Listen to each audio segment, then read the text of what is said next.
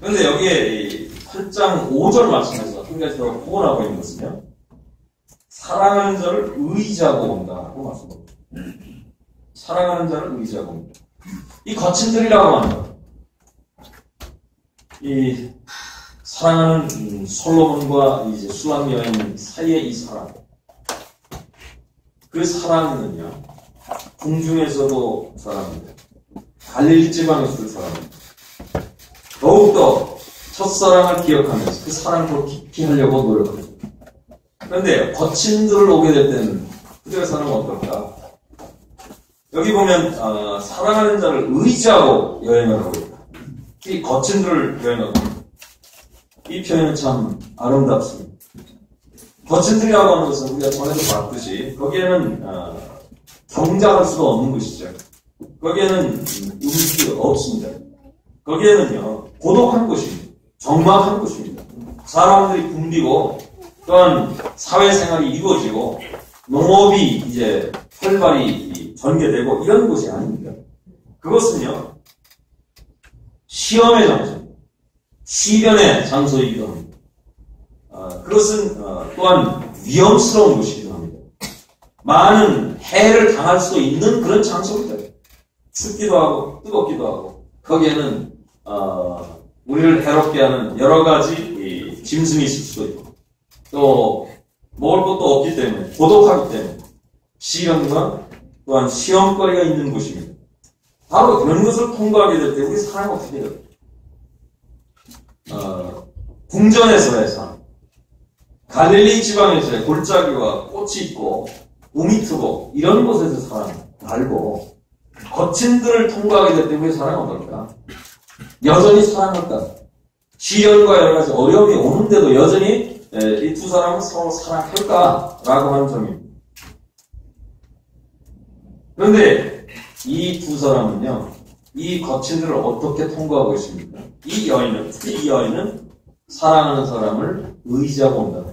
그 사람의 가슴에 기대해서 온다라고 합니다. 우리 조금 전에요. 3절 말씀에 왼손으로는 회개하고 오른손으로는 호응하고 이런 말씀을 봤죠. 여기 지주가 있습니다. 붙들어주는 것이 있습니다.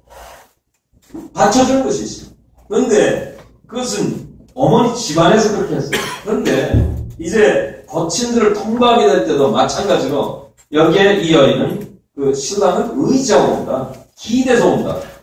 이것은 움직이는 상태에서 기대서 온다. 가만히 누워있을 때 기대는 것이 아니라 움직이는 때 기대고 있다. 어떻게 기대할 수 있습니까? 어떻게 의지할 수 있습니까? 왜냐하면 이 여인은 언약의 약속을 의지하기 때문에 언약의 약속을 믿기 때문에 그걸 의지할 수 있습니다.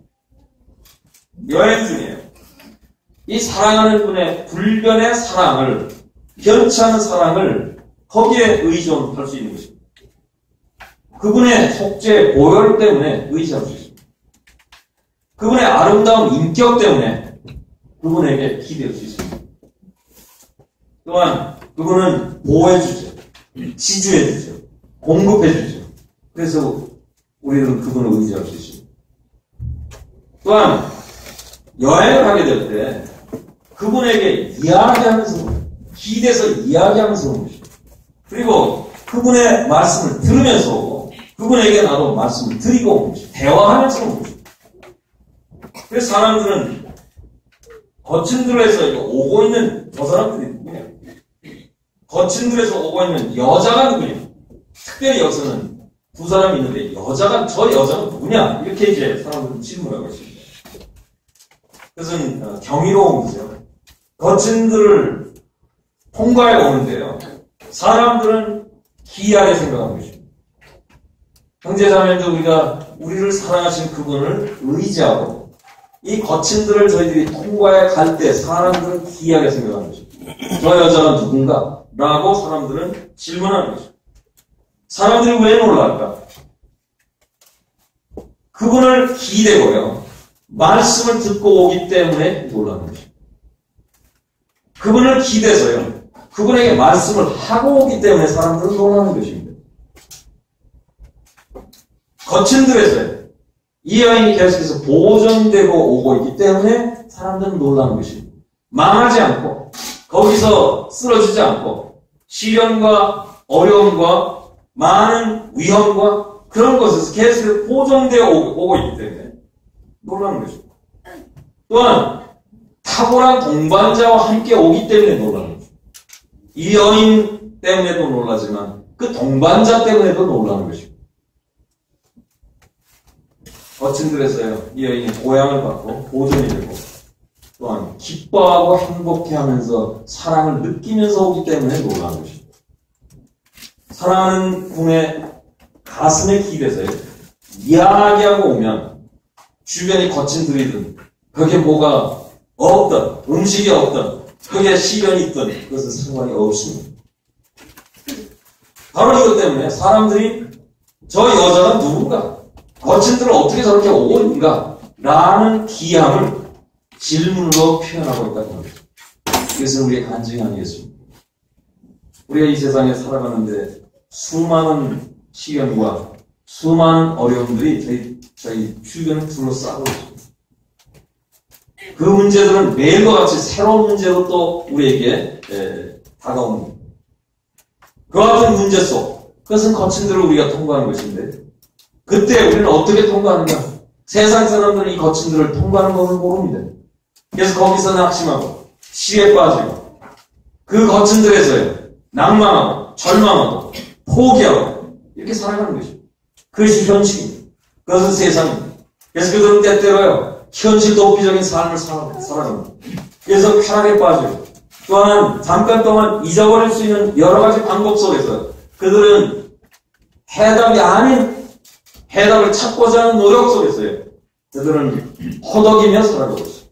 따라서 거친 들을 위대한 탁월한 동반자와 함께 그분의 가슴에 안겨서 그를 의지하고 통과해서 온다고 하는 그것은 세상 사람들에게 대단히 귀한 모습을 제공해 주는 것입니다. 그것은 우리 그리스도인의 개인의 삶에서 그렇게 할 수 있습니다.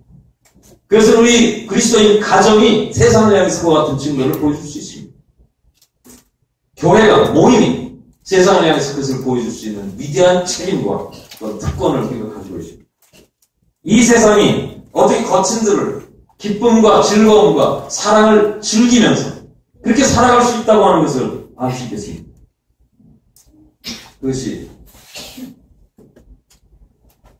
이 사람들이 이 두 사람을 보고 특별히 이 여인을 보고 저 사람이 과연 누군가라고 하는 질문을 내고 있다고 하는 점을 우리는 발견하는 것입니다. 이제 5절 하반절을 보면요. 지금 계속해서 거기 통과하고 있어요. 그런데 거기서 사과나무를 발견합니다. 너를 인하여 내 어미가 신고한 너를 낳은 자가 애쓴 그곳 사과나무 아래서 내가 너를 기억하노라. 이 말씀이 이런 겁니다. 거친들을 지나가고 있는데 사과나무를 발견했어. 거친들이 무슨 사과나무가 있어. 거기에는 사과나무가 있을 수가 없죠. 근데 거기 사과나무가 있습니다. 왜냐하면 이 여인의 마음속에 2장에서요. 우리는 이 여인이 내가 사랑하는 그분은 숲풀 속에 사과나무다. 나는 그 그늘에 앉아서 휴식을 취했다. 그리고 거기에 떨어진 수많은 실과, 거기에 나무에 달려있는 수많은 실과를 내가 먹고 그 실과는 너무나 달았다. 이 여인의 마음속에 그 사랑하는 그분은 사과나무 것입니다. 이 거친 들을 지나면서 사과나무 아래 거기서 어머니가 잉태하고 신고하고 고통 가운데 아이를 낳습니다. 이 낳았다고 하는 것은 히브리어에서는요, 가발이라고 하는 말은 출생하다, 아이를 낳다, 이제 이런 말 외에 서약하다라는 뜻이 있습니다. 이 사과나무 아래에서 사실은 서약했다, 서약한 장소다, 사랑을 서약한 장소다 그 말입니다. 어머니가 사실 이 자기 딸을 이 신랑에게 건네준 겁니다.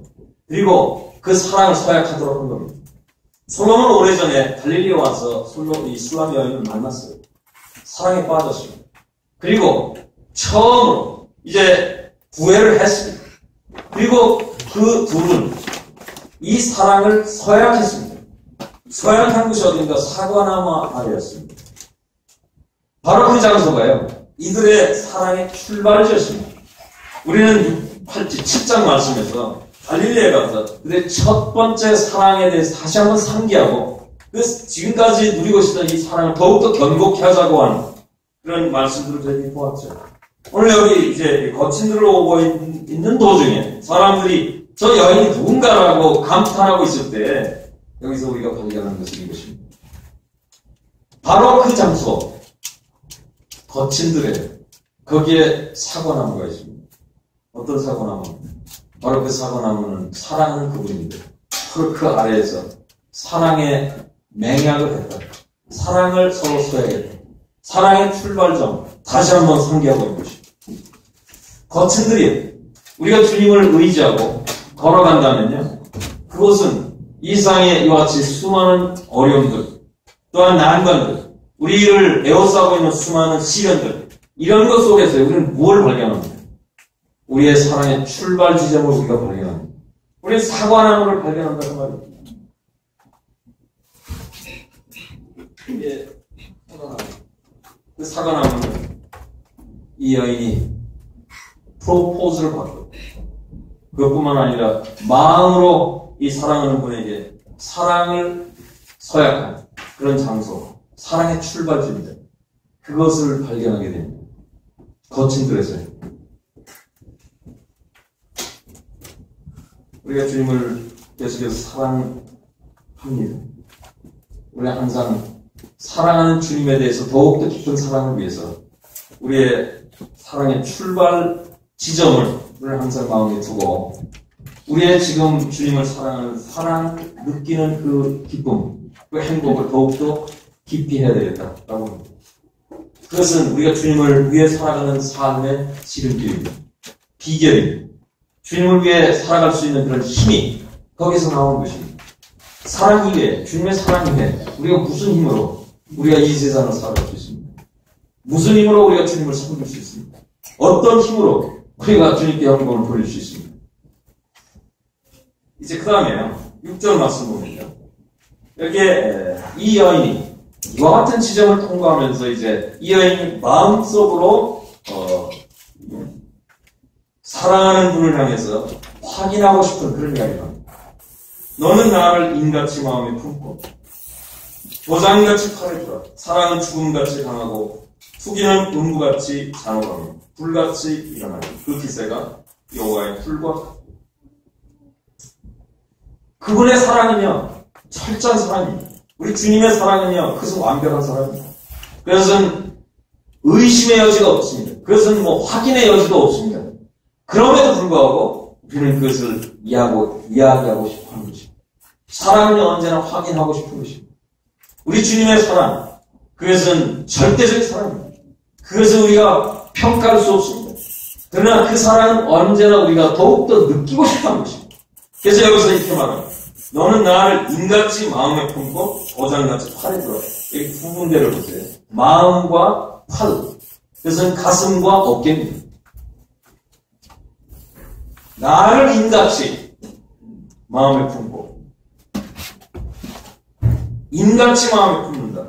이 인이라고 하는 것은 무엇입니까? 인이라고 하는 것은요,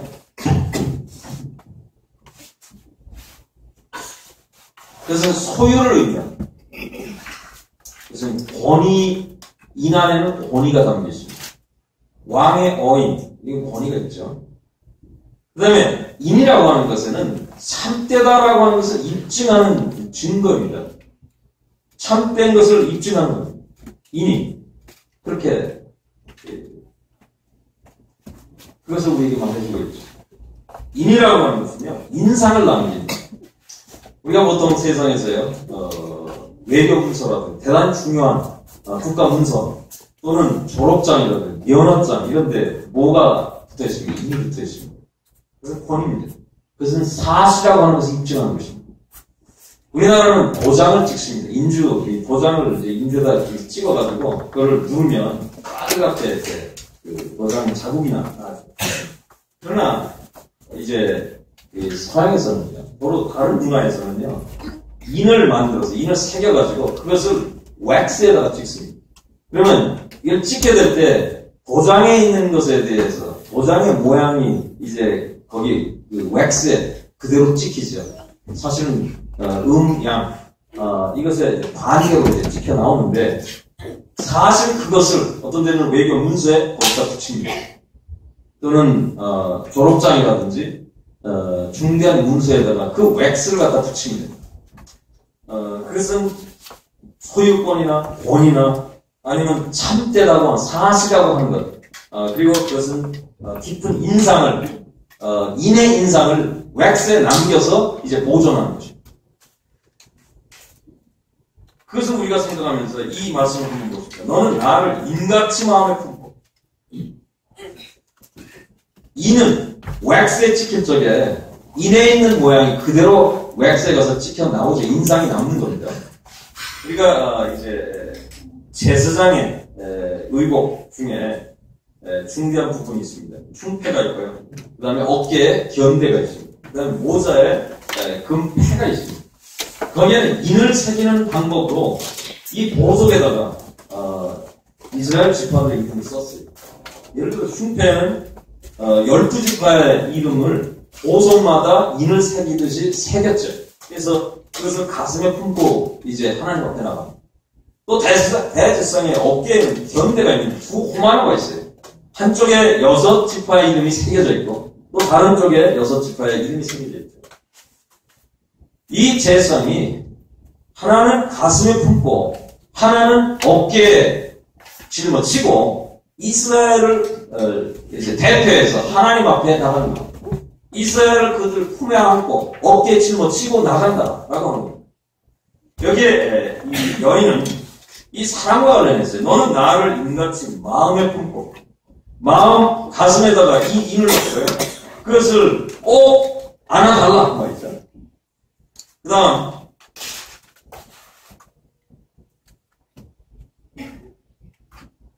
고장같이 팔에 두라. 가슴이라고 하는 그것은 애정과 사랑의 자리죠. 팔이라고 하는 것, 어깨라고 하는 것은 안도와 힘의 자리입니다. 그래서요, 우리 대제사장이 이스라엘 백성들을 하나님 앞에 증정해드리고 대표해서 나가게 됩니다. 어떻습니까? 가슴에 안고 나갑니다. 하나님의 사랑 안에서 그들을 안고 나갑니다. 그리고 하나님의 위대한 능력 안에서 그들을 지주하고 붙들어주고 그럼 나가는 거죠. 이와 같은 사랑. 그것을 지금 이 여인은 생각하고 있습니다. 너는 나를 인같이 마음에 품고 도장같이 팔에 든다. 사랑은 죽음같이 강하다.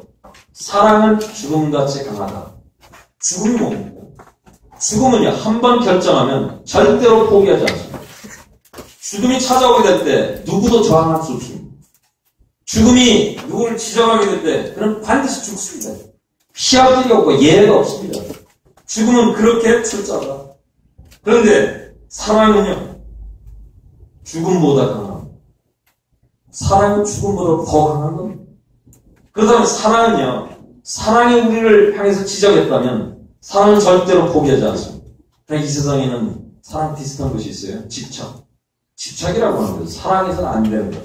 그래서 끝까지 붙들고 있는 게 집착 아닙니까? 그것은 사랑이 아니죠. 그래서 참된 사랑은요, 죽음보다 강한 것입니다. 또한, 투기는 음부같이 장하다. 투기라고 하는 것, 이 투기는 두 가지가 있어요. 인간의 시기, 이런 것은 죄악입니다. 그러나 우리 하나님은 어떻습니까? 자기 자신 가리켜서 질투의 하나님이라고 말씀했어요. 이 질투의 하나님은 하나님의 거룩한 속성 중에 하나입니다. 따라서 하나님께서 법을 만드실 때 10계명 안에서 제일 첫 번째 나 위에 다른 신을 두지 말라. 하나님은 질투의 하나님입니다. 다른 우상을 절대 섬겨서는 안 되는 거죠. 우상을 섬기면서 동시에 하나님을 섬길 수 없습니다. 두 주인을 우리가 섬길 수 없죠. 그래서 하나님 앞에 언제나 질투입니다. 이와 같은 질투, 거룩한 질투, 그것은 사랑 안에 반드시 담겨있는 것입니다. 만약 그것이 없다면 사랑이 아니죠. 그래서 여기 질투는, 투기는 거룩한 투기입니다. 그것은 음부보다 음부같이 장엄하다. 음부는 죽은 사람이 가는 세계입니다. 시올입니다. 거기가 다시 돌아올 수 없는 세계, 저 지하 세계입니다. 이 음부를 생각할 때 우리는 뭘 생각합니까? 절대로 타협할 수 없다. 음부하면요, 타협할 수 없어요. 음부가 요구하는 것에 대해서는 절대로 우리가 내어줄 수 없다고 주장할 수 없어요. 음부는 죽은 것 같이 그렇게 강한 것입니다. 그런데 사랑과 투기는요, 그것보다도 더 강합니다. 이 점은 이 여인은 이제 사랑하는 사람과 술람미 여인은 솔로몬과의 사랑을 깨달아 경험하며 지금까지 그것을 싸우고 즐기고 경험하고 이렇게 오면서 깨닫게 된 겁니다. 그래서 이와 같은 것을 그 사랑하는 분에게 고백하고 있는 것입니다. 그분은 철저히 사랑하죠. 우리 주님을 향해서 주님의 사랑은 철저합니다. 그것은 우리가 평가할 수 있는, 우리가 계산할 수 있는 그런 차원의 사랑이 아닙니다.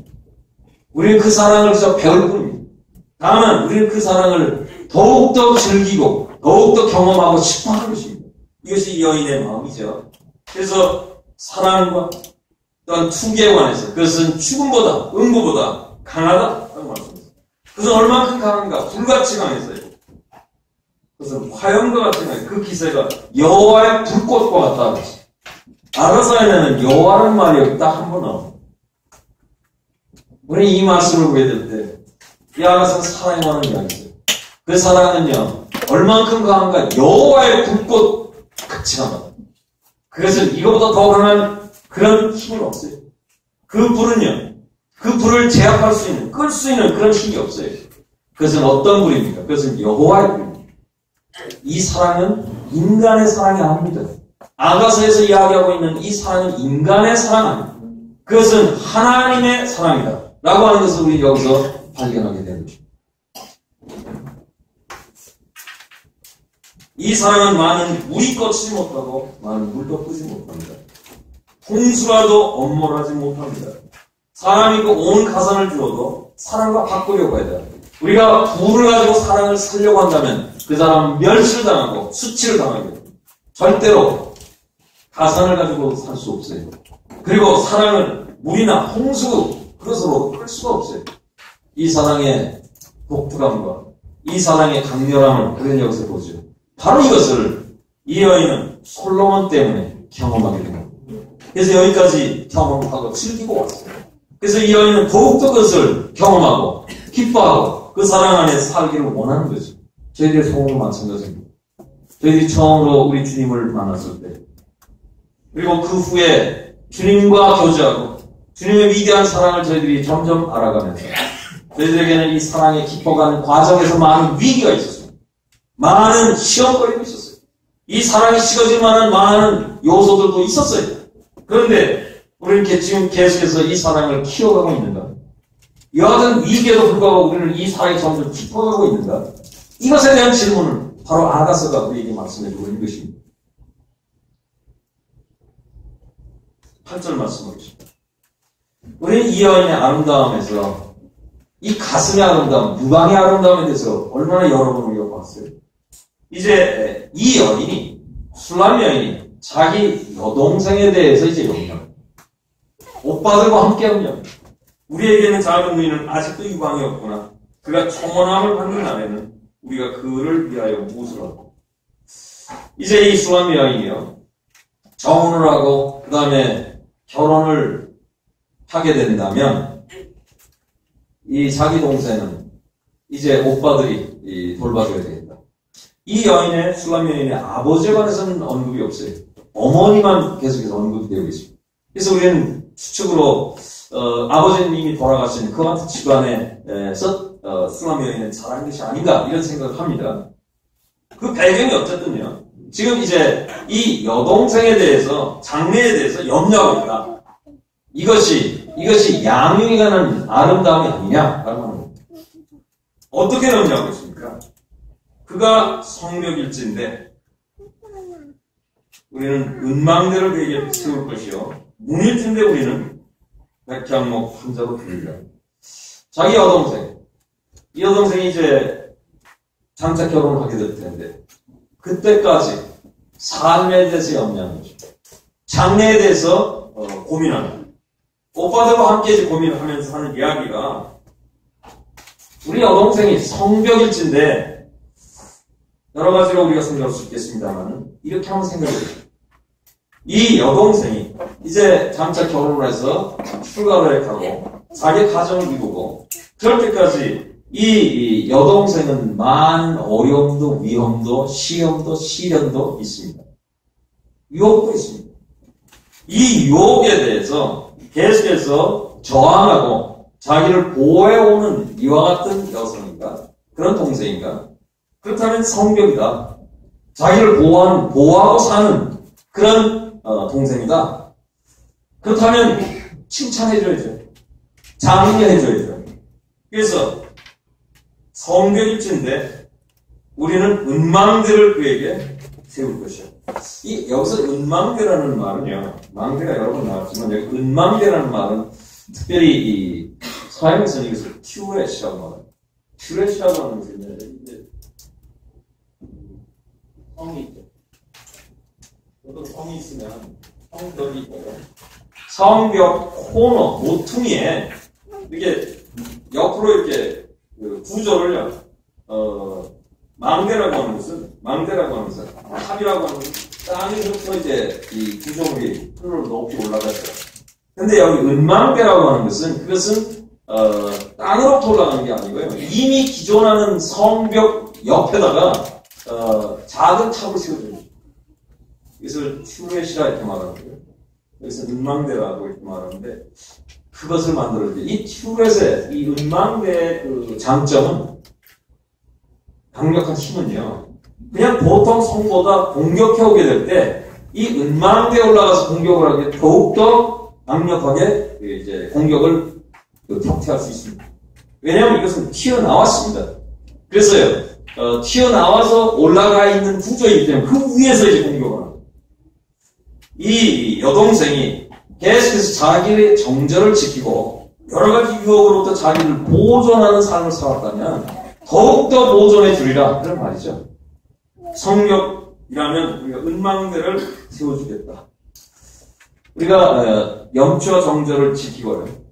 우리가 결혼할 때까지 우리의 삶을 보존하고 오늘과 같이 이렇게 많은 유혹거리가 있고요. 많은 시험거리가 있는 세상에서 우리 주변에 동료들로부터 받는 압력이 있습니다. 사회의 가치관이 있습니다. 여기서 우리의 정절을 보존한다고 하는 것은 그렇게 쉬운 일이 아닙니다. 이와 같은 일을 위해서요. 우리는 다각도로 우리는 그리스도인들은 생각해야 합니다. 우리가 결혼 때까지 우리의 순결을 보존하고 우리의 마음을 정결케 하고요. 그리고 후에 결혼한 상대자를 위해서 나 자신을 보존하는 일은 그것은 얼마나 중요한가. 그것은 단순히 육체적인 문제만이 아니라 영적으로 우리의 전인을 통해서 앞으로의 결혼 생활을 통해서 이 모든 것은 본인의 가정 안에 그리고 하나님께 영광이 되는 것입니다. 이런 일을 위해서 성벽이면 은망대를 세워준다. 그러나 문일진데 문은 뭡니까? 문은 열었다 닫았다. 열 수 있는 것입니다. 만약 문이라면 이것은 조심해야 돼요. 여기는 분별이 있어야 돼요. 언제 문을 열 것인가? 언제 문을 닫을 것인가? 라고 하는 분별력이 있어야죠. 문일진데 여기는 더 많은 도움이 필요하죠. 어떻게 도움을 줄까? 백향목 혼자로 두기가. 우리가 백향목을 생각할 때 그것은 레바논에 있는 나무죠. 그것은 위험이 있습니다. 향기가 있습니다. 그것은 기계가 있는, 기사능이 있는 그런 나무입니다. 우리 백향목을 생각할 때 우리 주 예수 그리스도의 육신으로 이 땅에 오신 그분을 우리가 보게 됩니다. 그분은 육신으로 이 땅에 오셨지만 영광, 도덕적인 영광이 있었어요. 육신으로 오셨기 때문에 그분은 우리를 위해서 구속자가 되셨습니다. 뿐만 아니라 십자가에 돌아가시고 부활하시고 나서 그분은 부활하신 후에 제사장이 되셨어요. 대제사장이 되셨어요. 우리 주님께서 오늘날 우리를 위해서 행하시는 사역 중에 과거의 사역의 선한 목적은 우리를 위해서 그에게 돌아가셨어요. 구속을 완성하셨어요. 그러나 현재 사역은 주님께서 우리를 위해서 대언자로 기도하시죠. 주님께서는 위대한 목자로 우리를 인도하시고 공급하시죠. 뿐만 아니라 그분은 대제사장으로요. 우리가 범죄하기 전에 우리가 범죄에 빠지지 않도록 도와주는 것입니다. 여러분께서 창세기 14장에 멜기세덱에 대해서 기억하죠. 아브라함이 그돌라임을 파하고 돌아올 때 왕국에 도착하죠. 그때 두 왕이 나옵니다. 하나는 소돔의 왕이고 또 하나는 살렘 왕 멜기세덱이었죠.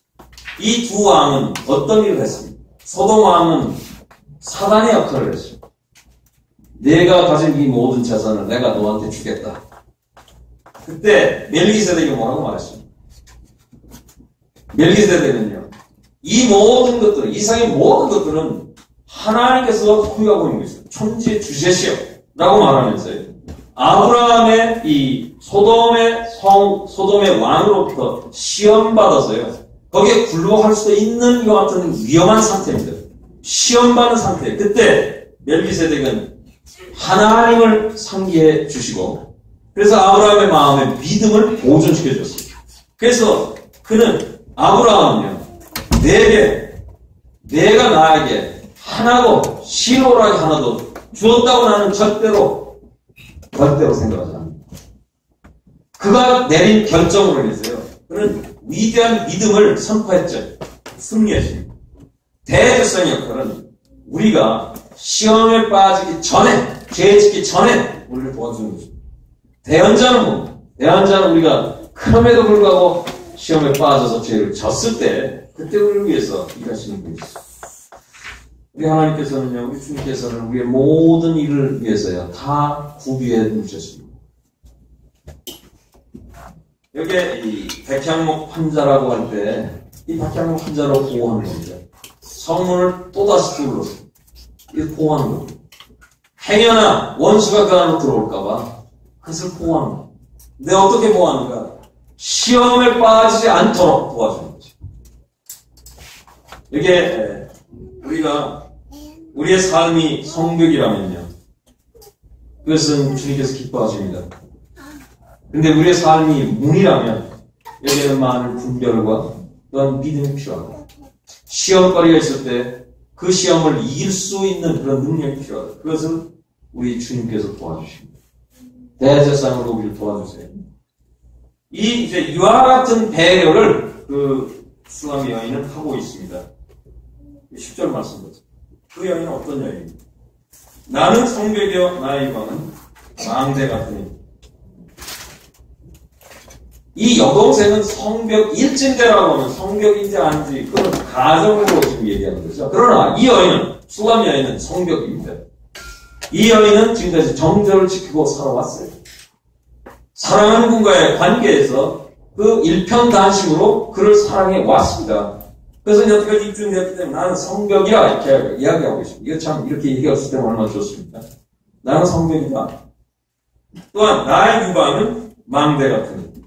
이 망대라고 하는 것은 목의 비유가 되죠. 망대. 그래서 우리 의지를 말하죠. 그런데 이 망대 이외에요. 이제 유방을 망대 같다라고 해서 망대를 생각하면 무슨 망대를 생각합니까? 우리는 상하 망대를 우리가 기억하죠. 레바논의 망대도 우리가 기억합니다.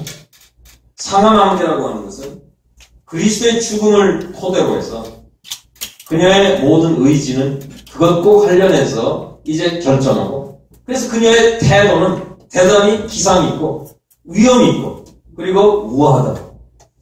그리고 레바논의 망대라고 하는 것은 그것은 후각과 관련이 있었죠. 코와 관련이 있었어요. 그것은 분별력이었습니다. 이 여인이 나의 후방은 망대와 같다라고 이야기할 때 이 여성의 의지, 그것은 방어를 위해서, 다윗의 망대와 같이 방어를 위해서 역사하고요. 그리고 상하 망대와 같이 우아하게 기상 가운데 행합니다. 또한 레바논 망대처럼 분별력을 가지고 행하는 겁니다. 그래서요, 이와 같이 행하기 때문에 솔로몬으로부터 사랑을 받고 있습니다. 그의 보기에 화평을 얻은 자 같다. 그의 보기에 화평을 얻은 자 같다. 은총을 얻은 자 같다. 어떤 은총입니까? 화평을 얻은 자 같다라고 말하고 있습니다. 우리는 솔로몬은 샬롬이라는 말에서 나옵니다. 그래서 평화입니다. 그래서 술라미아인은 솔로몬의 여성형이라고 말씀드립니다. 그래서 슐라미 여자라는 말도 화평입니다. 이 솔로몬이 이 여인을 보게 될 때 그는 성벽입니다. 이 슐라미 여인은 성벽이에요. 또한 그의 유방은요 망대와 같습니다. 그것을 보는 이 솔로몬은 그 마음속에 기쁩니다. 그래서 은총을 잊혀줍니다. 사랑하는 여인에게 자기의 모든 호의를, 사랑을 듬뿍 안겨줍니다. 그것을 이 여인은 느끼고 있어요. 그래서 행복하죠. 나는 그의 보기에 화평을 얻은 자 같다. 이거 우리가 주님을 사랑하고요. 그분을 향해서 우리의 깊은 사랑을 드리게 될 때 우리가 항상 경험하는 그런 행복감입니다. 이제 마지막 부분에서요. 11절에서요. 여기에는 솔로몬의 포도원이 나옵니다. 솔로몬의 가나안의 포도원이 있어 지키는 자들에게 맡겨두고 그들로 각기 그 실과를 인하여 은 1천을 바치게 하였구나. 솔로몬은 1천을 얻겠고 실과 지키는 자도 200을 얻으려니와 내게 속한 내 포도원은 내 앞에 있구나. 솔로몬의 바알하몬의 솔로몬이 가지고 있는 대단히 거대한 포도원을 지금 말하고 있습니다. 이 바알하몬의 포도원, 여기는 세겜에서 어떤 분이 이렇게 말합니다. 세겜에서 약 24km 쪽으로 떨어진 고다임에 있는 그런 포도원이 아닌가? 이건 다 추측입니다. 이건 정확히 이 바알하몬의 포도원이 어디 있는지 정확히 알 수 없습니다만은 거대한 포도원입니다. 거기에 수많은 포도원 지기가 있습니다. 그들이 그곳에서 이제 포도원을 위해서 일합니다. 그들은 열매를 얻고 나서 솔로몬에게 1천을 드립니다. 솔로몬이 200은을 줍니다. 그런데 이 슐라미 여인은 포도원 지기들의 이 섬김, 그리고 그들이 이제 얻은 것을 소출을 해서 은을 1000개를 솔로몬에게 드리고, 그리고 거기서 또 200을 받는 이와 같은 이 포도원 안에서 일어나는 수고와 상급, 이런 것을 이야기하면서요, 자기와 관련해서는 이렇게 말합니다. 내게 속한 내 포도는 내 앞에 있구나. 이 여인의 입장에서는 자기 포도원은 내가 지키지 못했다. 자기 오빠들이 자기를 이제 많은 일을 시켰습니다. 뜨거운 볕에서 얼굴이 검도록 되게 많은 일을 하고요. 오빠가 하는 대로 하다 보니까 자기의 포도는 지키지 못했다. 이제 그런 이야기를 우리가 알죠. 여기 마지막 장에서는요, 솔로몬의 포도원을 이야기하고 거기에 포도원 지기의 수고와 또한 그들이 받는 상급에 관해서 이야기하면서 자기에 관해서는 이렇게 말합니다. 내게 속한 내 포도원. 내게 속한 내 포도원이라고 하는 것은요, 이 여인이 받은 모든 유산을 말하는 것입니다. 사실 이 여인 자신을 말합니다. 내게 속한 내 포도원은 내 앞에 있다. 여기 포도원 지기들은요, 많은 일을 하고, 그리고 얼마를 드리고 얼마를 받고 이렇게 하지만, 얼마를 드린다고 하는 것은요, 얻은 것의 일부를 드립니다. 그리고 또 상급은 또 얼마를 받습니다. 그러나 이 여인은 어떻습니까? 이 여인은 그 포도원은요, 자기 사랑하는 분의 포도입니다. 그건 자기의 포도입니다. 자기가 관리하고 관심을 갖고 그렇게 일해야 될 그런 포도입니다. 그래서 그는 어떻게 합니까? 1천을 못 드리고 200 받고 이렇게 하는 게 아니라 그는 자기 자신 전체를 다 드린다고 말합니다. 내게 속한 내 포도는 내 앞에 있고, 자기는요, 자기 자신을 드리는 거죠. 우리 로마서 10장 1절 말씀에 보면 너희 자신을 산 제사로 드리는, 우리가 주님 앞에 헌신하게 될 때 우리는 이제 주님이 나에게 주신 것들 중에서 얼마를 이렇게 드리고, 시간을 드리고, 에너지를 드리고, 또한 헌신을 드리고, 재정을 드리고, 많은 부분이 있겠지만 우리가 제일 먼저 해야 될 것은 무엇입니까? 다른 것을 드리기 전에, 고린도후서 8장 말씀했어요. 다른 것 드리기 전에 제일 먼저 무엇을 드려야 될까? 우리 자신을 드려야 된다. 우리 자신을 드리지 않고요, 우리가 얻은 것 중에 얼마를 주님 앞에 드리는, 그것은 주님께서 기뻐하지 않습니다. 이 여인은 일하고 포도원이라고 하는 것, 거기서 일하는 소출, 그리고 그것을 드리는 것, 그리고 얼마를 받는 것, 이 모든 걸 잘 알고 있습니다. 포도원이 운영되려면 그렇게 돼야 됩니다. 그러나 이 여인이 생각하는 솔로몬을 향해서요, 자기의 헌신, 자기의 사랑복입니다. 자기 자신을 드리는 거죠. 사랑은 그것이죠. 사랑은 얼마를 드리는 게 아니라 사랑은 전체를 다 드리는 거죠. 사랑은 나의 생애를 드리는 거죠. 내가 내 사랑하는 사람과의 삶에 있어서 나 자신을 완전히 코밋하는 겁니다. 나 자신을 온전히 헌신해 드리는 겁니다. 그게 사랑이죠. 이 여인은요, 이제 알아서 거의 끝에 가서 그것을 이야기하고 있습니다. 나의 사랑하는 자는 뭐 내게 속했고 나는 그에게 속했다. 이제 이런 데서부터요. 이제는 모든 것이 다 그분 것이다. 라고 이야기하고 있습니다. 여기 이제 이것과 관련해서 저희들이 우리가 한 가지 잠깐 생각해 볼 필요가 있어요. 토론은 천을 받고 그 다음에 토론 집에 일대를 줍니다. 우리 앞에 그리스도의 심판대가 있습니다. 주님께서는 주권적으로 우리의 삶을 주관하십니다. 그래서 우리의 모든 봉사와 또한 헌신과 이 모든 것도요, 주님께서 우리를 바라보시고, 우리를 인도하시고, 우리를 기대하시고, 이런 모든 주권적인 권리가 있습니다. 우리가 구원받고 나서 주님을 섬기는 모든 일에 있었어요. 그 일들에 대해서 주님께서는 이제 평가하실 날이 있습니다. 옛날에 주님께서 우리를 위해서 피를 돌아가셨어요. 십자가에서 주님께 심판을 받으셨어요. 우리 때문에. 근데 오늘날 이 시대에는요, 우리들, 믿는 사람들을 하나님께서는 자기 자녀로, 아들로 생각하시고, 우리를 징계하십니다. 히브리서 12장 말씀이 있죠. 현재, 우리는 자녀로서, 아들로서 징계를 받습니다. 그래서, 사랑하기 때문에, 아들이기 때문에, 우리를 지금 징계하십니다.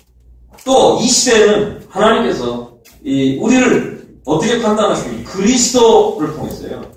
모임을 판단하십니다. 모임을 촛대 사이로 다니시는 분께서 지역교회들을 주님께서 판단하시죠.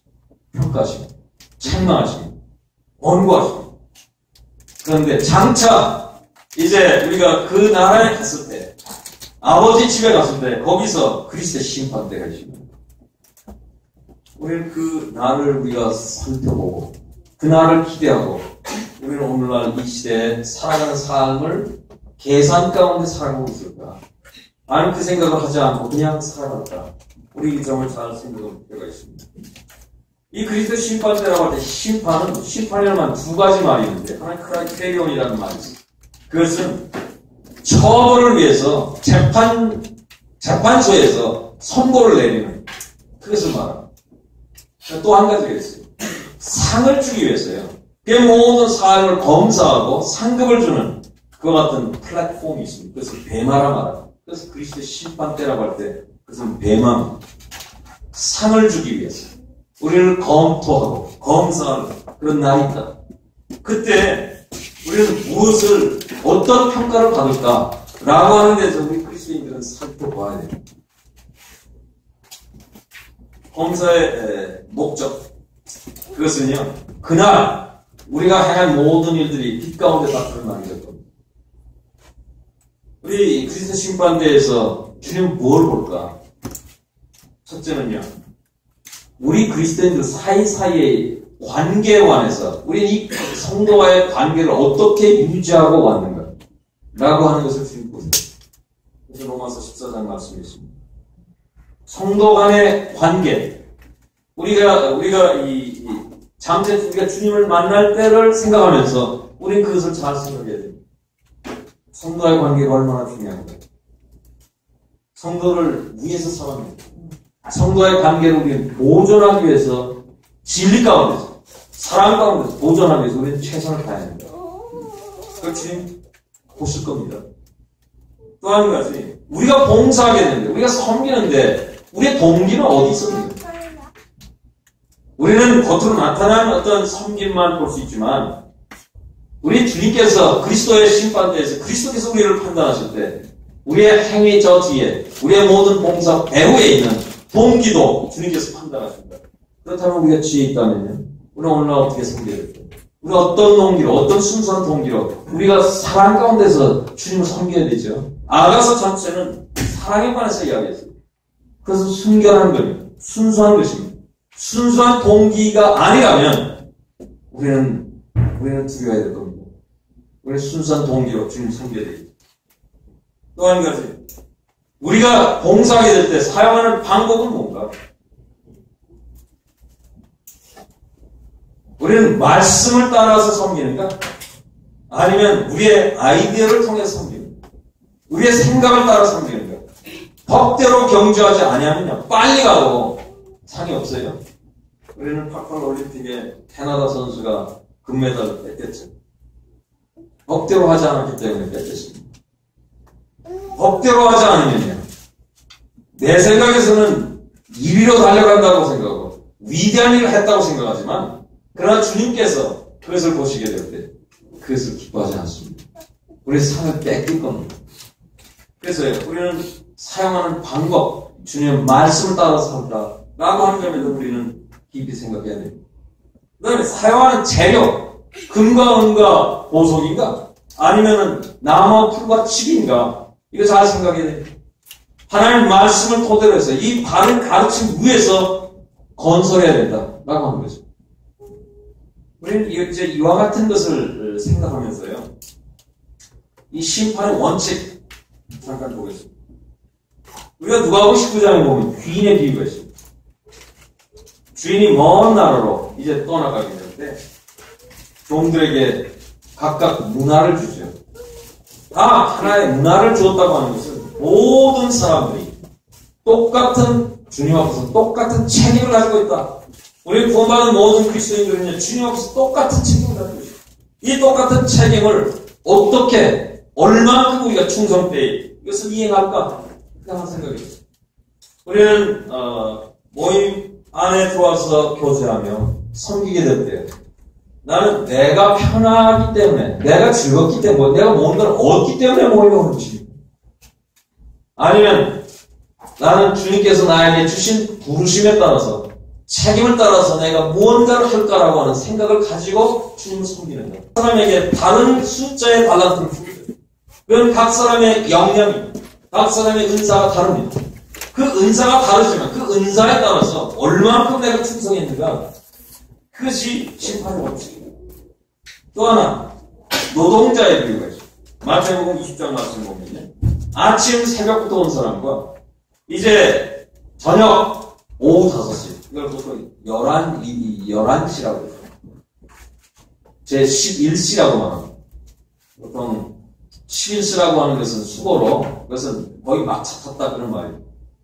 거의 끝나갈 때쯤 돼서 와서 한 사람, 그 사람이 한 데나리온 받았죠. 아침에 온 사람이 불만을 품었어. 그 사람이 한 데나리온 받았으면 나는 12데나리온 받을 것이다. 이렇게 자기 나름대로 생각했는데 가서 보니까 한 데나리온 받았죠. 그럼 화가 났어요. 우리는 이 비유에서 무엇을 깨닫습니다. 하나님께서 우리를 판단하시게 되고, 그리스도 심판 때에서 우리가 나를 평가한 것에 있어 평가를 받는 것이 아니라 주님께서 의로운 판단을 통해서 우리에게 심판하신다라고 하는 걸 우리 기억해야 됩니다. 우리는 상급을 받을 사람인가 아니면 상급을 잃어버릴 사람인가? 만약 우리가 자기 야망을 통해서요, 주님을 섬긴다면, 인간의 칭찬을 원해서 주님을 섬긴다면, 또 자기를 나타내기 위해서 은근히 그런 마음으로 주님을 섬긴다면 그날에 가서는 모든 것이 다 드러납니다.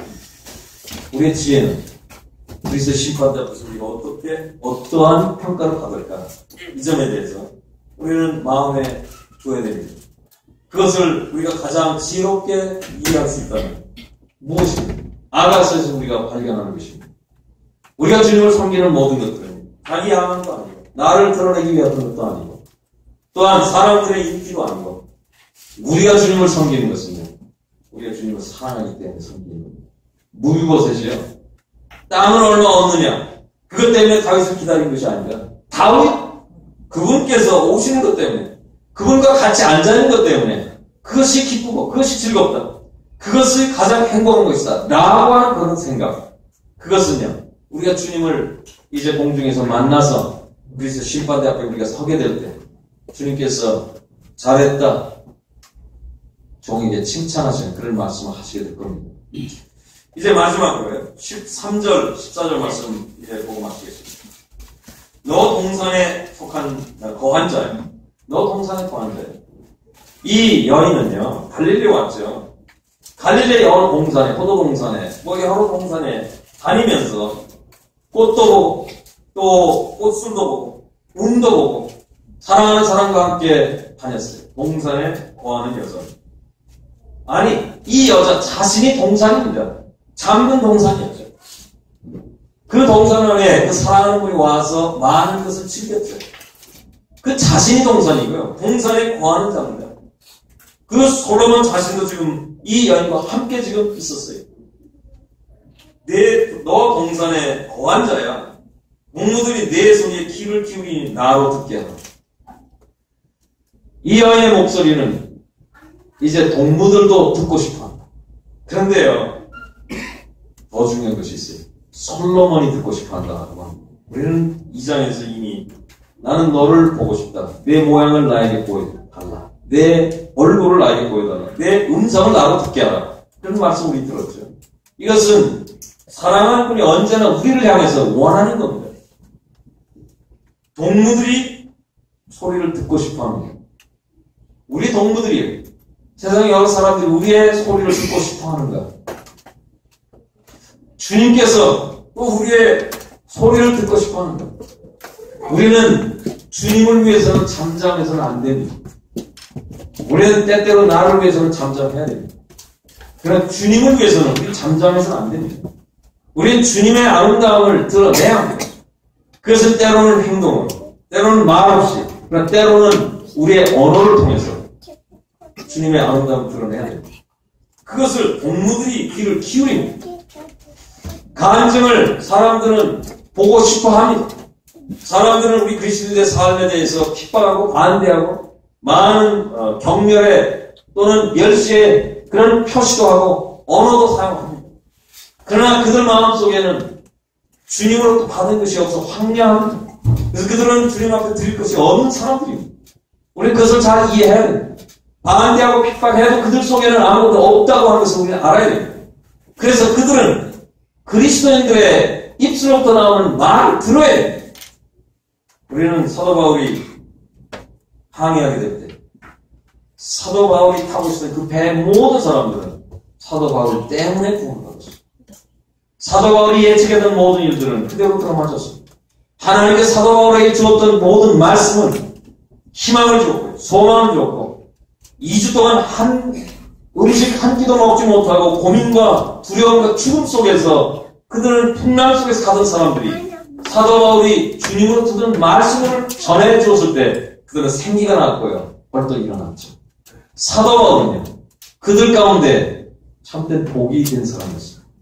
우리 그리스도인들은 바로 그런 사람이라고 믿습니다. 그래서 주님은요. 이 사랑하는 여인의 음성을 듣기 원합니다. 내 손에 귀를 기울이니 내 동무들이 귀를 기울이니 나도 듣게 하라. 나의 사랑하는 자야 너는 빨리 가리라. 향기로운 산들에서 노루와도 같고 어린 사람과도 같다. 여기 이제 마지막 절에 또 강조해줘. 나의 사랑하는 자야 너는 빨리 가리라. 향기로운 산들에서 여기 향기로운 산이라는 산이 나왔습니다. 알아서요. 4가지 산이 있습니다. 첫째 2장 17절에 베데르 산이 있습니다. 베데르 산은 격리의 산이죠. 우리 주님은 주님과 주님의 임재를 멀리 느끼게 될 때 이 여인은요 베데르 산을 넘어서 빨리 와주십시오. 주님의 부재에 대해서 그 여인의 마음속에는 안타까운 마음이 있었어요. 그래서 그 산을 넘어서 빨리 와주시기를 그렇게 소원했죠. 몰약산도 있고요. 유황의 작은 산이 있어요. 그래서 4장 6절에 있습니다. 몰약산이라고 하는 갈보리산의 향기가 나는 산입니다.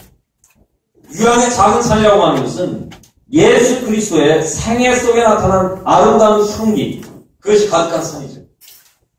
우리 그리스도인들은 이 산에 머물러야 됩니다. 우리 주님이 부재시에 우리는 계속해서 주님의 임재를 거기서 느낄 수 있습니다. 세 번째요. 표범산이 있습니다. 4장 8절 말씀. 표범산에는요. 우리의 원수가 우리를 공격하려고 하는 삼키기 위해서 두고 다니는 이런 원수도 있죠. 그러나 주님의 임재와 함께 레바논의 산을 가게 될 때 그는 안전이죠. 그런데 여기서 마지막에 향기로운 산들이 있습니다. 향기로운 산들. 시골집을 지금 방문하다가 예루살렘으로 지금 돌아가고 있어요. 솔로몬의 본향으로 돌아가고 있습니다. 이 여인이요 솔로몬과 함께 가고 있어요. 솔로몬과 함께 가고 있는 그 모든 장소는 그것은 향기로운 산입니다. 주님이 함께 하시는 산, 주님이 함께 하시는 장소, 그것은 산이든 들이든, 그것은 거친 들이든, 어떤 것이든지 그것은 향기로운 장소입니다. 이 여인은요, 지금 주님과 함께 본향으로 가고 있다. 우리는 지금 육체적으로 주님께서는 우리 가운데 기다리고 계십니다. 주님 떠나 계세요. 주님 다시 오실 겁니다. 우리는 이 세상에서 주님의 임재를 우리가 느끼고 갈 때 우리는 계속해서 이 세상이 향기로운 산입니다. 그분의 오심을 우리는 기다리고 있습니다.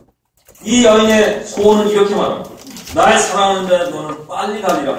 향기로운 산들에서 노루와도 같고 어린 사슴과도 같다. 노루 어린 사슴 대단히 빠르죠. 주님의 오시기를 그렇게 간절히 고대합니다.